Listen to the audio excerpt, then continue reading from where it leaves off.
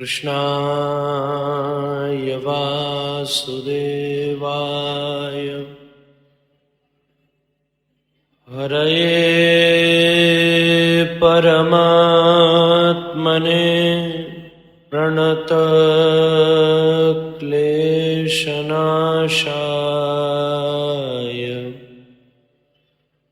गोविन्दाय नमो नमः।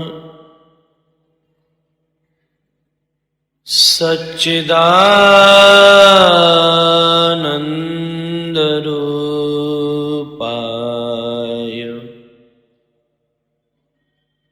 विश्वोत्पत्त्यादिहेतवे तापत्रयविनाशाय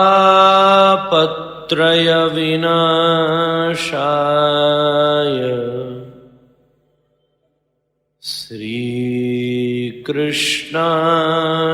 वयं नुमः। श्रीरामाय वयं नुमः।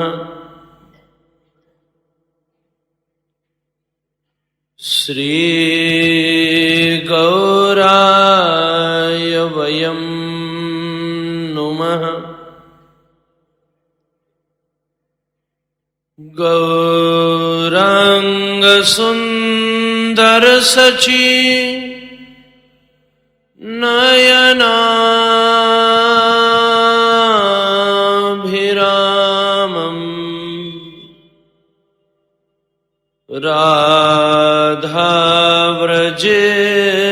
राधाव्रजेन्द्रतनयो भयरूपमेकम्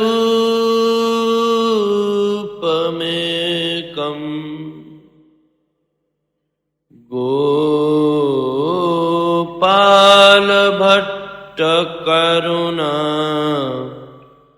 कृतकृष्णदेहम्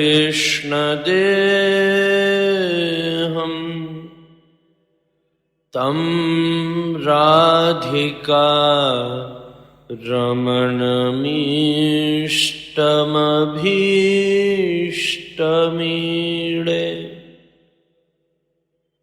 गौराङ्गे मृदिमास्मिते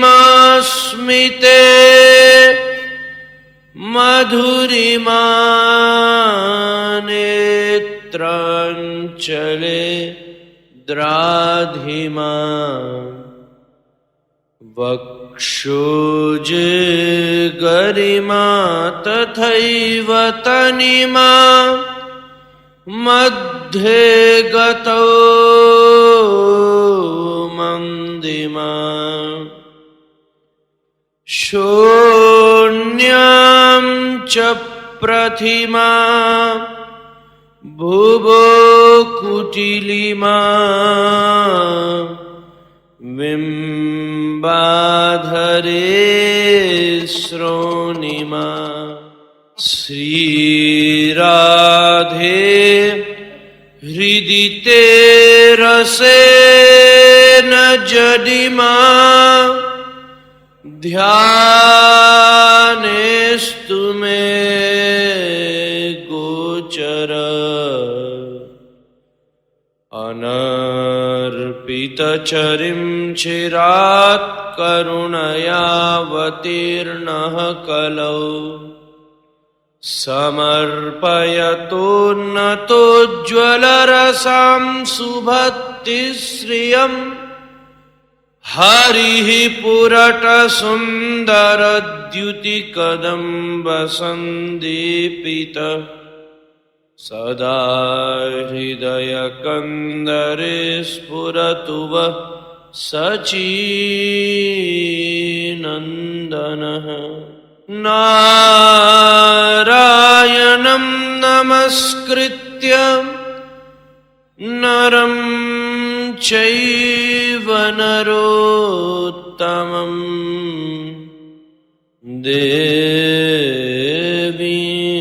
सरस्वतीं व्यासं ततो जयमुदीरयेत्।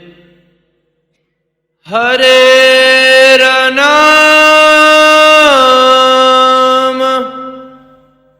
हरेरनाम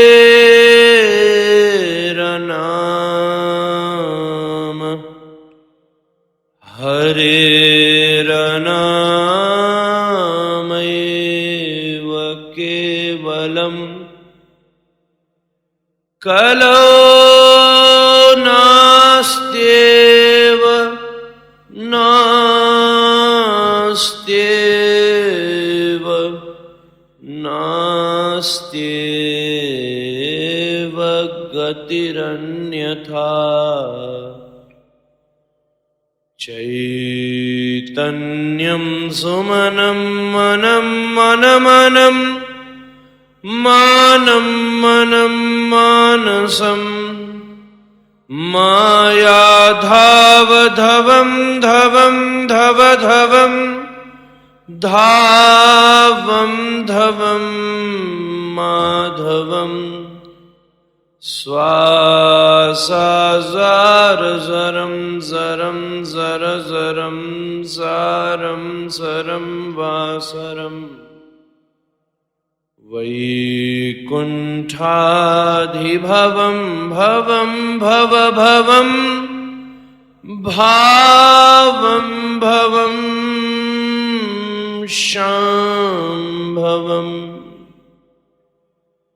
वन्देऽहं श्रीगुरु श्रीयुतपदकमलम् श्रीगुरुन् वैष्णवांश्च श्रीरूपं साग्रजातं सहगण रघुनाथान्वितं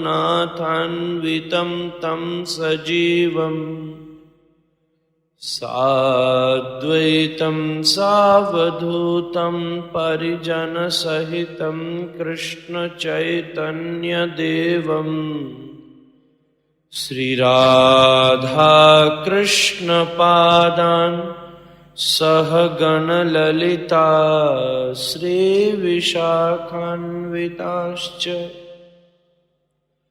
श्रीकृष्ण चैतन्य प्रभु नित्यानंद श्री अद्वैत गदाधर श्रीवासादि गौर भक्त वृंद। हरे कृष्णा कृष्णा कृष्णा हरे हरे, हरे राम राम राम हरे हरे, हरे कृष्णा कृष्णा कृष्णा हरे हरे, हरे राम राम राम हरे हरे, हरे कृष्णा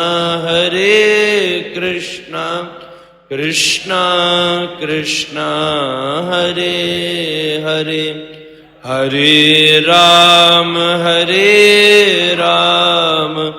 राम राम हरे हरे।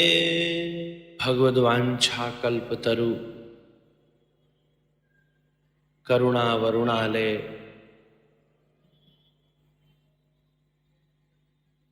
पौगंड रससार सर्वस्व तत्व पूर्णानुराग रससार सरोवर समुद्भूत पंकज स्वयंभू भगवान श्री राधारमण देव जी की अहेतु की अनुकंपा से पुनरपि एक कालांतर के पश्चात अपने परम सौभाग्य से स्वामी जी के चरणों में शब्द पुष्पांजलि समर्पित करने का एक दुर्लभ अवसर हमको फिर से प्राप्त हो रहा है।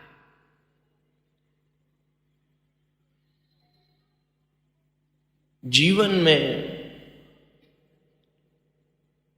और विशेष चलते हुए अध्यात्म के रास्ते में संत की नजदीकी बहुत ज्यादा आवश्यक होती है।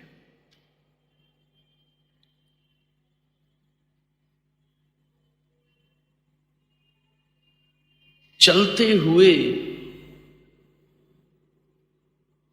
अगर तुम्हारे पास एक जल रखने का स्थान है, एक बोतल है, तो फिर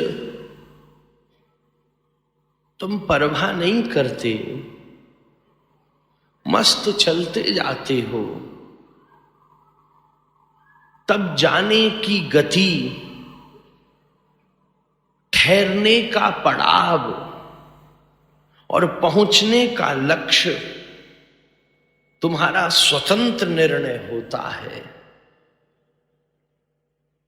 क्योंकि जरूरत पड़ने पर जल भी तुम्हारे पास है, अन्न भी तुम्हारे पास है। तुम जहां चाहो वहां पर ही ठहर सकते हो, जहां तक चलना चाहो वहां तक जा सकते हो। ऐसे ही अध्यात्म के रास्ते पर भी चलते हुए एक संत की संगति और आशीष की आवश्यकता तुम्हारे साथ कदम कदम पर रहनी चाहिए। चलते हुए उसका अनुग्रह हर कदम पर तुमको प्राप्त होना चाहिए, क्योंकि किसी दिन गोविंद प्राप्ति में अगर तुम्हारे दिल से की गई साधना में कोई रत्ती भर भी कमी आ गई तो तुम चिंता मत करना। अगर उसका सहारा हुआ तो एक न एक दिन वो भी अपनी साधना की डंडी पकड़ा करके इस भवसागर से पार करके गोविंद के चरणों को प्रदान कर। देखो, जिंदगी में की गई साधना की हालांकि इतनी ताकत नहीं है कि वो की गई साधना आपको गोविंद की प्राप्ति करा दे। हजारों साल तक बैठे जाने पर भी हिमालय की गिरी कंदराओं में उन महात्मा को अभी तक भी शक है कि उनको भक्ति और कृष्ण की बात तो दूर रही, मुक्ति भी मिलेगी भी कि नहीं मिलेगी। समस्त वेद वेदांत वैशेषिक योग मीमांसक महाराज, समस्त पुराण महाभारत और भागवत के रचयिता व्यास और पराशर शरी के उद्भट विद्वान और निवृत्ति परायण महात्माओं के सामने भी परीक्षित के प्रश्नों का उत्तर नहीं था। बोले अभी हमें अपनी नहीं पता, तेरी 7 दिन में कैसे बता।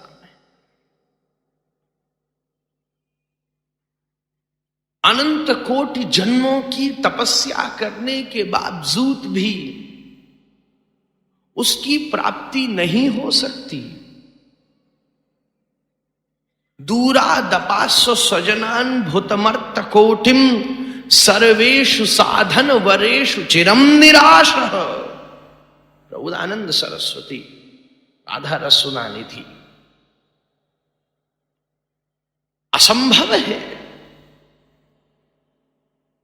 ध्रुव ने 5 साल में पाया। एक पौराणिक कथा आती है, सुनी होगी आप सबन ने। ऋषि कृष्ण से नाराज हो गए, हम हजारों साल से बैठे हैं, तुमने इसको 5 साल में ही दर्शन दे दिया। ऐसा विचार करके नाव में बैठ के नदी पार कर रहे थे, तभी दूर देखा एक सफेद रंग का बहुत बड़ा पहाड़ था। तो पूछा महात्माओं ने, ये भैया क्या बर्फ का, ये क्या संगमरमर का पहाड़ है, मार्बल का माउंटेन है कि सॉल्ट का माउंटेन है, ये क्या सफेद यहाँ पे गट्ठर इकट्ठा हुआ है? उस केवट ने कहा कि ये जितने जन्म लेकर के ध्रुव ने तप किया है उसकी हड्डियों का पहाड़ है।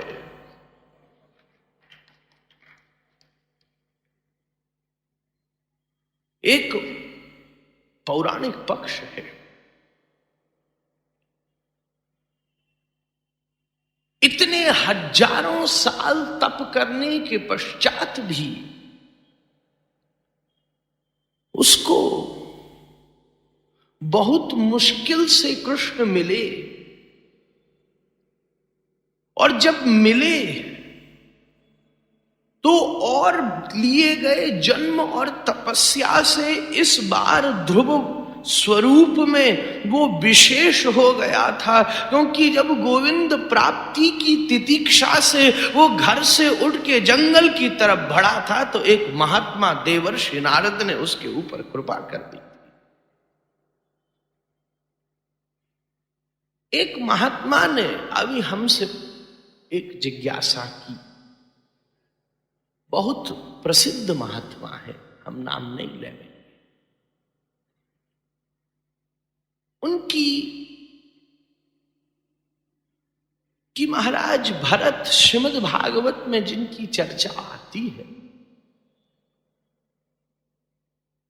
जिनके अंदर इतनी ललक थी, इतनी तड़फ थी, इतनी लालसा थी, इतनी जिज्ञासा थी कि इतनी छोटी सी अवस्था में बस अपने पूर्व पुरुष की चर्चा सुन करके उठ के सब परित्याग करके जंगल में बैठ के गोविंद नाम स्मरण में इतने संलग्न हो गए। वो साधारण पुरुष नहीं थे, हम तुम जैसे नहीं थे, जोशीले नहीं थे, बल्कि साधक थे, सिद्ध थे, पवित्र थे, मस्त थे। तभी जिंदगी का इतना बड़ा निर्णय एक झटके में ले लिया और चल दिए जंगल की ओर। फिर भी उनके जीवन का कौन सी ऐसी गलती रह गई थी कि साधना के इतने अनुपम पथ पे चलते हुए भी एक छोटे से हिरण के चक्कर में फंस गए। एक बात हम आपसे कहना चाहते हैं, कमी तो कोई नहीं थी, पर जरा जल्दी कर गए थे। क्योंकि भक्ति रसामृत सिंधु के अनुसार, हरि भक्ति विलास के अनुसार श्री गोपाल भट्ट गोस्वामी जी महाराज ने भक्ति क्रम बताया है। आधौ श्रद्धा ततः साधु संगोत भजन क्रिया ततो अनर्थ निवृत्ति शात तत्तो भक्ति रुचिस्तता प्रादुर्भावे भवेत क्रम। जब भी जीवन में किसी समय श्रद्धा का उदय हो तो फिर एक काम करो, जैसे ही थोड़ी सी चिंगारी आए, थोड़ा सा भाप पिघले, थोड़ी सी ललक पैदा हो, तो फिर एक काम करो, नाम के पास भी बाद जाना, मंदिर के पास भी बाद में जाना, कृष्ण के पास भी बाद में जाना। अगर थोड़ी सी भी चिंगारी लगे तो फिर ऐसे के पास जाना जिसका दिल उसके प्यार में जल रहा हो।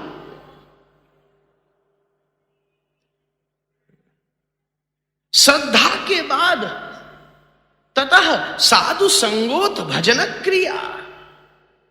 पहले जब श्रद्धा आती है तो श्रद्धा के साथ किसी संत मिलन का अवसर और आना चाहिए। अगर संत मिलन का अवसर आ गया तो तुम्हारी भजन क्रिया में कोई व्यवधान नहीं हो सकता। भरत के अंदर तड़फ की पैदाइश हुई, पर वो उठ करके सीधा जंगल में चल दिया।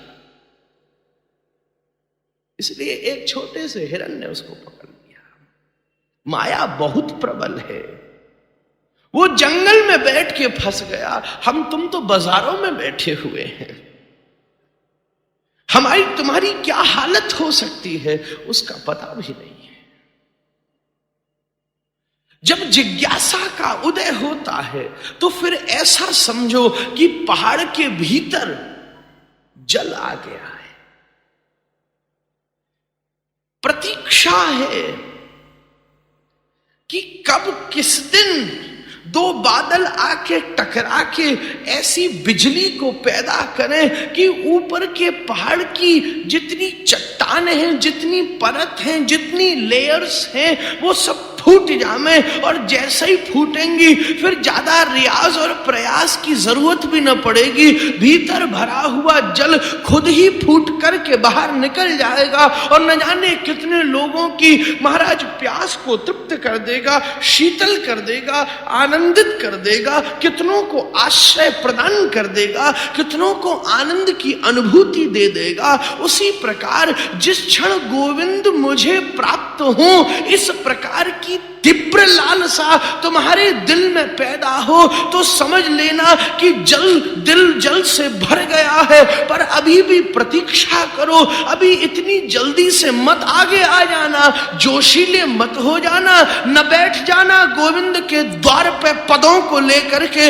न पहुंच जाना अभी वृंदावन, अभी पात्रता नहीं आई है। राधा रमण के पास जाने से पहले इस बात का विचार कर लो, उनकी आंखों से आंखें मिलाने से पहले इस बात का विचार कर लो, क्या उनकी नजरों में देखने की औकात तुमने पाई है?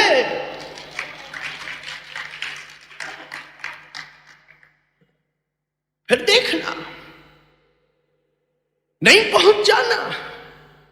जब दिल भरा हुआ हो तो फिर एक काम करो, जैसे टांसी और हथौड़ी लेकर के तोड़ा जाता है, पत्थर को बस निकाला जाता है। निकलते निकलते एक थोड़ी देर में ऐसी चोट लगती है कि खुद ब खुद उस पत्थर में से मूर्ति के गाल उभर आते हैं, खुद ब खुद उस मूर्ति में से माथे उभर आते हैं, आंखें उभरती आती हैं, कान उभरते चले आते हैं। बस निकालते जाओ। आखिरी ही एक ऐसी चोट होती है कि किसी अपने आप ही वो स्वरूप की उसमें से उदय हो जाता है। ऐसे ही जब दिल भर गया हो तो फिर एक काम करो, किसी महात्मा के आश्रय में जाकर के बैठ जाओ। वो शब्द की बहुत हथौड़ियां मारेगा, वो शब्द की टांसी और हथौड़ी तुम्हारे ऊपर चलाएगा। तुम चिंता मत करो, बस बैठे रहना। आलयम पर्यंतम भागवत का दूसरा श्लोक कहता है, बस प्रतीक्षा करते रहना। किसी न किसी दिन अपने आप ऊपर पड़ी हुई वासना की परतें फूट जाएंगी और जब तुम्हारी गोविंद से नजर मिलेगी तो आंसुओं की धारा निर्जरित हो जाए।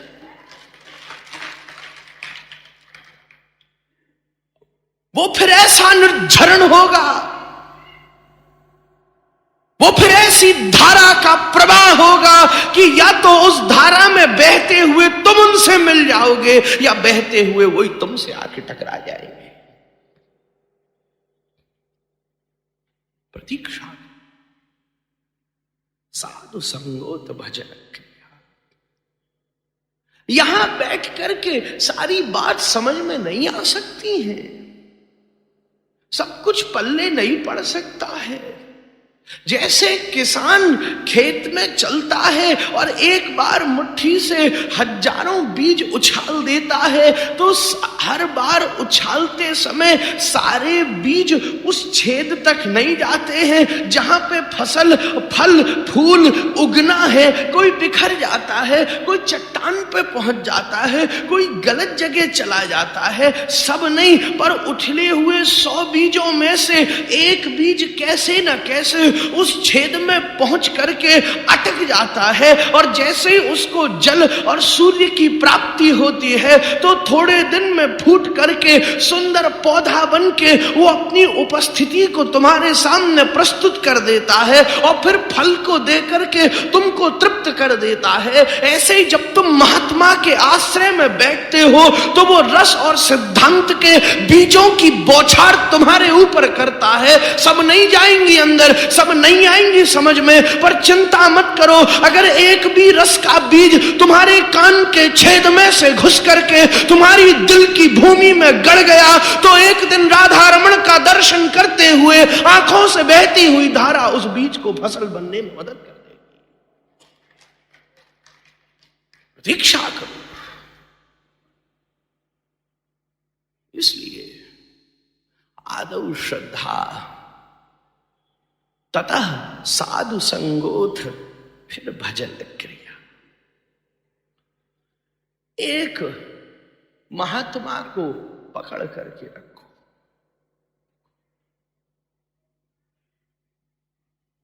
जरूरत है। एक बात और भी है, जब वो आएगा तभी लौल्यता आएगी। आग के पास बैठोगे तभी गर्माहट आएगी, और गर्माहट नहीं मिले तो समझ लेना आग भीतर नकली थी। आग होगी तो गर्माहट जरूर होगी, और गर्म होते होते किस दिन पता नहीं तुम्हारे भीतर भी आग जल उठे। लौल्यता मिलेगी, और जब लौल्यता मिलेगी तभी भक्ति मिलेगी। अगर लौल्यता नहीं होगी तो भक्ति भी नहीं होगी, प्यास नहीं होगी तो कृष्ण भी नहीं होगा। ये बात हम आपको बता रहे हैं। और उठी हुई प्यास सबसे पहले संत मिलन का अवसर तुमको प्रदान करेगी। जब तुम साधना करोगे, जब तुम्हारे भीतर साधना का उदय होगा, जैसे अगर क्यारी के भीतर 50 पौधे लगे हुए हों, पर जिस पौधे पे फूल खिला होता है तुम्हारा हाथ भी वहीं पर पहुंच जाता है, उसी प्रकार से जब तुम्हारे हृदय में हृदय कुसुम खिल जाएगा और प्रेम का मकरंद भर आवेगा, तो पता नहीं चलेगा कि कब माली की तरह महात्मा आके इस दुनिया की क्यारी से तुम्हारा चयन कर लेगा। देखो, कृष्ण तो साधना से मिल नहीं सकता। एक बात सीधी कह देता हूं, चिरम निराशः, क्योंकि सारी साधनाएं और साधन तो उनके सामने बैठ करके निराधार हो गए हैं, कुछ नहीं बचा। पर एक बात है, जब तुम साधन करते हो तो संत मिलता है, और जब संत की कृपा होती है तो कृष्ण मिलता है। बात सीधी है। इसलिए लौल्यता जरूरी है। आज सवेरे मैं यही बात कह रहा था। अगर लौल्यता होगी तभी भक्ति होगी। भक्ति फोकट की चीज नहीं है, वो ऐसे ही डोनेशन कर देने की चीज नहीं है, फ्री फंड की चीज नहीं है। उसका मूल्य देना पड़ेगा, शुल्क देना पड़ेगा। रूप गोस्वामी पाद भक्ति रसामृत सिंधु में लिख रहे हैं, अगर भक्ति को पाना है तो उसका मूल्य चुकाना पड़ेगा। और मूल्य क्या है? लौल्यता। लौल्य मात्रमपि मूल्य केवलम। ऐसे ही नहीं मिल जाएगी, जल्दी लेकर के आ गए, पे करना पड़ेगा। यू हैव टू पे, चुकाना पड़ेगा, ऐसे नहीं मिल जाएगी। जब लौल्यता होगी तो भक्ति, और जब भक्ति होगी तो ये बात छोटी पड़ जाएगी कि मैं तुम्हारा हूं, मैं तुम्हारा हूं, ये बात छोटी है। मैं तुम्हारा हूं, ये बात मुक्तों की है। मैं तुम्हारा हूं, ये बात योगियों की है, व्रतियों की है, अनुष्ठानिकों की है, तीर्थयात्रियों की है, वो अपूर्वत्व संभावी अनंत जितने संसाधनों में रत लोग हैं उन सब की है कि मैं तुम्हारा हूं। पर जब हृदय में प्यार का उदय होता है तो मैं तुम्हारा हूं ये पीछे रह जाती है। तुम हमारे हो, ये अधिकारत्व है। मेरे तो गिरधर गोपाल, मीरा कहती हमारे हो, मैं तुम्हारा हूं, ये चालाकी है। मैं तुम्हारा हूं, ये बहुत बड़ी धोखाधड़ी है। भगवान, हम तुम्हारे हैं, ध्यान रखना अब हमारा। भोजन समय से मिलना चाहिए, घर अच्छा मिलना चाहिए, मुन्ना नु चंगी नू मिलनी चाहिए, ये अच्छा होना चाहिए। ये धोखाधड़ी है। मैं तुम्हारा हूं, अच्छी तरह आप रख लेना। प्यार यहां नहीं होता, भक्ति ये नहीं होती, क्योंकि भक्ति में उन तक पहुंचा नहीं जाता है, उनको भी अपने दरवाजे पे खड़ा कर लिया जाता है।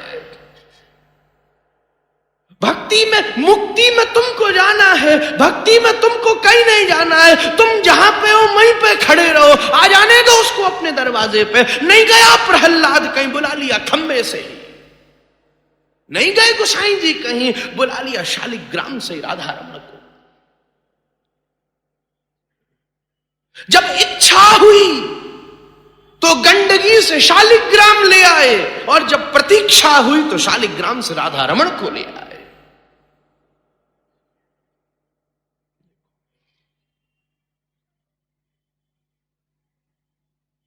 मैं तुम्हारा हूं, धोखेबाजी है। उससे भी बड़ी बात है, तुम हमारे हो, चिंता मत करो, जो होगा वो तुम्हारे दर के ऊपर हम उपस्थित कर देंगे। जो है वो तुमको दे आवेंगे, चिंता मत करो, जैसे रहेंगे वैसे तुमको रख लेंगे। रघुनाथ दास गोस्वामी के पास कोई नहीं था 56 भोग, विदुरानी के पास कोई नहीं था 56 भोग। रोज शास्त्र लिखते समय दास गोस्वामी एक पच्छा छाछ पीते थे, और वही छाछ ठाकुर को अर्पित कर देते थे। तुम हमारे हो ठाकुर। देखो, प्यार की दिव्यता, ऊंचाई तो तब पहुंचती है जब तुम कहते हो वो हमारा है, और वो शास्त्रों में जाके कहे कि वो हमारा है।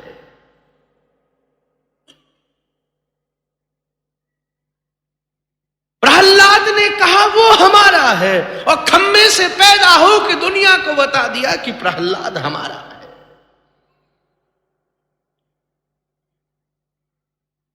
वो हमारा है, और वो कहे और ऊंची बात, वो हमारा है ये तुम कहो।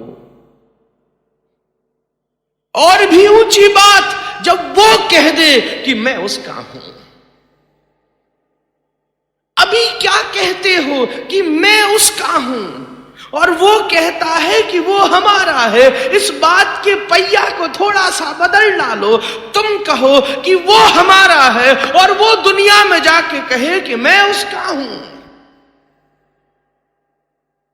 मैं उसका हूं। वो आपका बन रहा है। ये दिव्यता है जीवन की। और जब वो तुम्हारा है तो फिर उसके जैसे रहो। धोखाधड़ी मत करो, व्यभिचार मत करो, उसके जैसे रहो। फिर मस्त रहो, परवाह मत करना, फिर मस्त रहो। क्योंकि एक ही चीज है, या तो दुनिया को संभाला जा सकता है, या फिर राधा माधव को संभाला जा सकता है।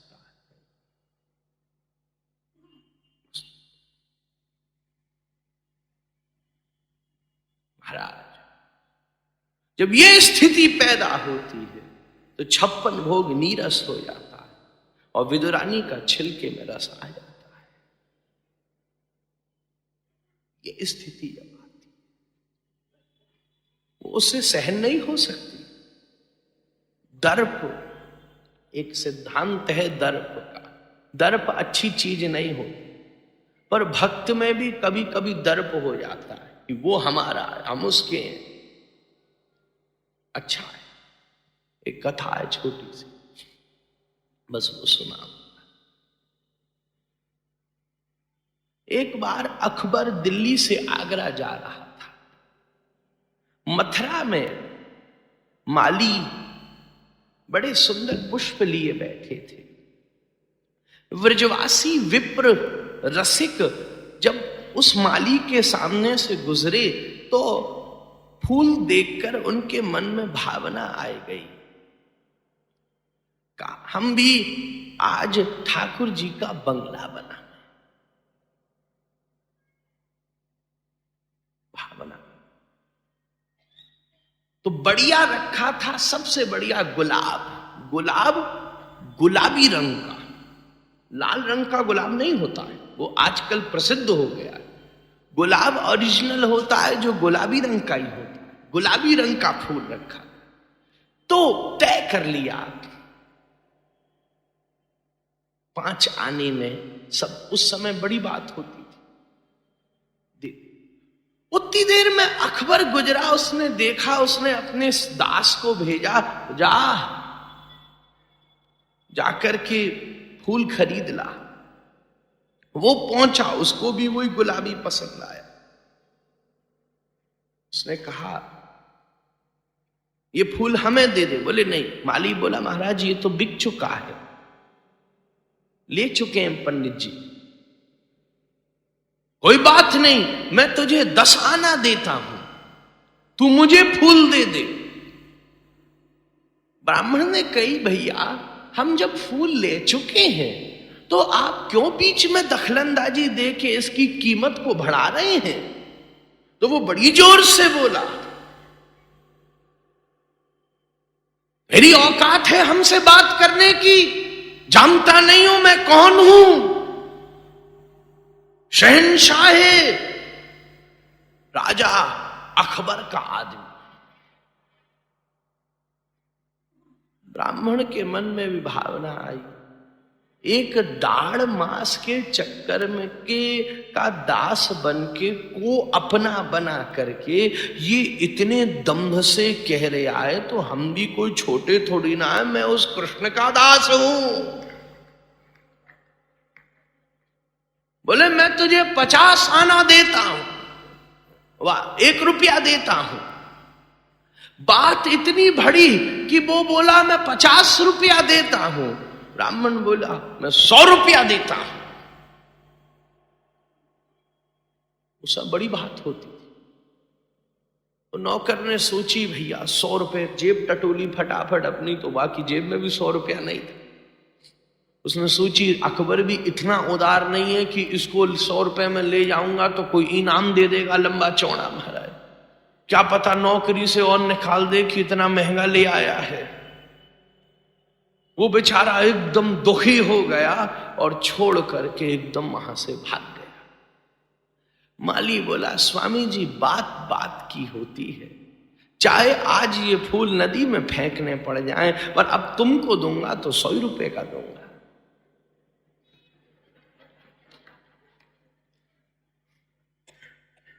ब्राह्मण बोला कोई बात नहीं, जब भैया हमने आपसे कही है तो हम भी 100 का लेंगे, चिंता काय को करता है, थोड़ी देर मेरा इंतजार कर, ये ले 1 रुपया आप पकड़ ले, रखियो ये फूल, आता हूं मैं 1 घंटे में। वो वापस घर पहुंचा, जितने जेवरात थे, जितना घर था, जितनी प्रॉपर्टी थी, जितनी जायदाद थी, जितना था, एक सब कुछ पूरा का पूरा जाकर के बाजार में बेच दिया। सब एक फूटी कौड़ी नहीं बची। जो कपड़ा था वो भी ऊपर का कुर्ता उतार करके बेच दिया। ये बेचा तब 100 रुपया जेब में आया। उससे बड़ी बात होती थी। और जाकर के उस माली को दे के गुलाब खरीदा, सुंदर गुलाबी बंगला ठाकुर का बनाया। और जब गुलाब के फूल की माला लेकर के ब्राह्मण ने ठाकुर जी के कंठ में डाली तो नाथ द्वारा में श्रीनाथ जी की गर्दन नीचे झुक।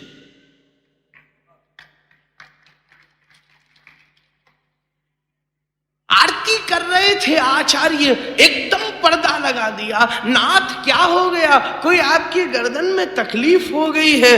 बोले नहीं, अखिल कोटि ब्रह्मांड का भी भार उठाने में संभव मैं कृष्ण उस ब्राह्मण की माला का भार नहीं उठा पा रहा हूं। अच्छा, अब आपकी गर्दन कैसे उठेगी? बोले जब तुम उसको मेरे सामने ला करके खड़ा कर दो। आचार्य ने अपने कुछ संपन्न शिष्यों को आज्ञा दी, जिन्होंने ब्राह्मण को जाकर के पुनरपि उनको घर प्रदान किया, सारी वस्तुएं वापस लौट आई, और जब दर पे, नाथ के दर पे लाके खड़ा किया और आचार्य ने नाथ के गले में पड़ी हुई माला उतार करके ब्राह्मण के गर्दन में डाली, तब नाथ ने गर्दन ऊपर उठा करके उसका दर्शन किया। यार तुम हल्ला मचाते रहते हो, हम तुमसे प्यार कहते हैं, हम तुमसे प्यार करते हैं, दो कौड़ी की बात है, हल्ला काहे को मचाते रहते हो? तुमको क्या पता कि वो तुमसे कितना प्यार करता है। सुबह से लेकर रात तक बंसी उठाए टकटकी लगा के दर्शन कर लिया है। अरे दर पे आ गया, आर्तौ जिज्ञासुरर्थार्थी ज्ञानी च भरतर्षभ।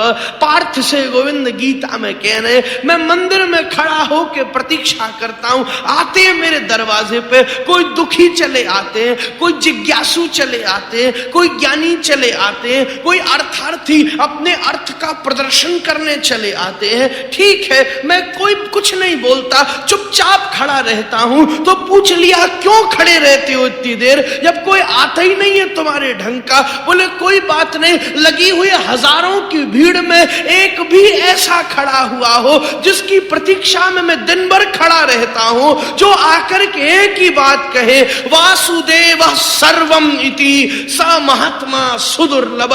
जो किस मेरे दर पर मुझसे लेने नहीं आया हो, मेरे दर पर वो मुझे ही लेने आया हो,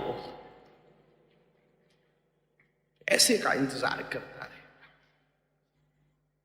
तुमने बड़ा तप कर लिया, व्रत कर लिया, अनुष्ठान कर लिए, बड़े जप कर लिए और हल्ला मचाते फिरते हो, जरा उसको देखते हो, यो हरीन्द्रानुजाभ्याम, वो कोमलांग सुकोमला श्रीमन महाप्रभु झारखंडों के जंगल में हम तुम जैसे पतित जीवों के उद्धार के लिए विचरण कर रहे। हरि हरि कहे प्रभु गमन करिला, कृष्ण बोली उठी व्याघ्र नाची लागिला। वो रघुनाथ जब परम सुकोमला माता सीता, मैया सीता अगर पुष्प के ऊपर पैर रखें, जब आई विदा होकर, तो कौशल्या अम्बा ने फूल के सारे कोने कटवा दिए और सुकोमल रखा। जब ऐसे फूल के ऊपर मां सीता ने चरण रखा, तो वो भी ऐसी कांप गई जैसे कांटा लग गया हो। पैर से ज्यादा कोमल हाथ होते हैं। जब कोमलांगी सीता जी ने अपने कोमल हस्त कमल से रात्रि में शयन कर रहे श्री रघुनाथ के चरणों में थोड़ा सा हाथ भी लगा दिया, तो रघुनाथ ऐसे कांप गए जैसे कांटा लग गया हो। इतने सोकमलांग सौकुमार्य संपन्न रघुनाथ हमारे और तुम्हारे लिए 14 साल जंगलों में काट रहे हैं। वो श्री गोविंद जिनको तो गोपियां अपने पास बुलाने से कतराती हैं। गोपी गीत का आखिरी श्लोक कहता है, यत्ते सुजात चरणाम्बुरुहं स्तनेषु भीतासनै प्रिय दधि महि कर्कशेषु तेना तभी मटसि तद्व्यथतेन किंचित् कुर्पादिभिर्भ्रमति धीर्भवदायुषाम्ना। वो घबराती है, नहीं तुम पास में मत आओ, और पास आता भी है तो बुलाने से पहले अपनी छाती के ऊपर मोटे मोटे चंदन की परत लगा लेती है। क्यों करती हो? बोले अंदर प्यार की आग जल रही है, कहीं स्पर्श से प्यारे की कोई फपोला नहीं पड़ जाए।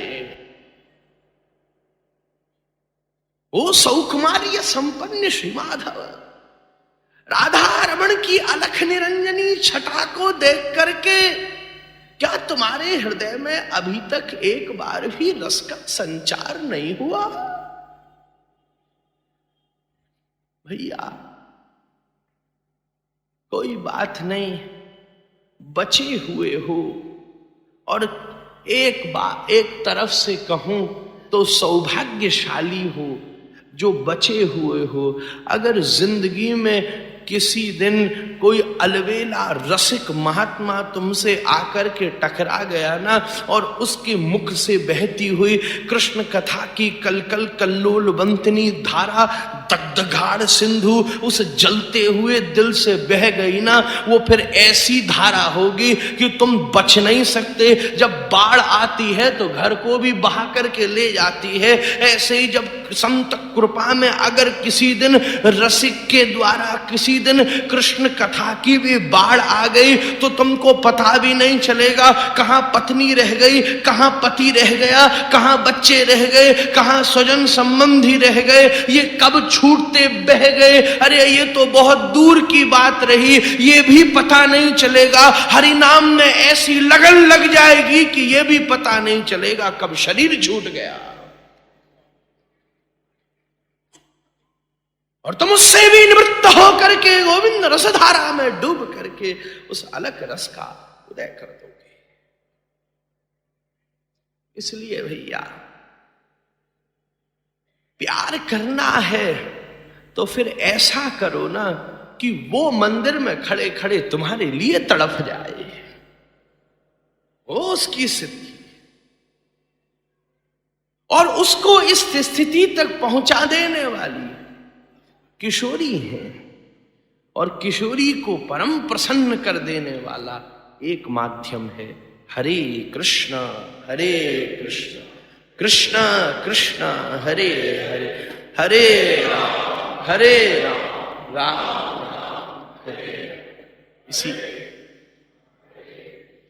कृष्ण कृष्ण हरे हरे राम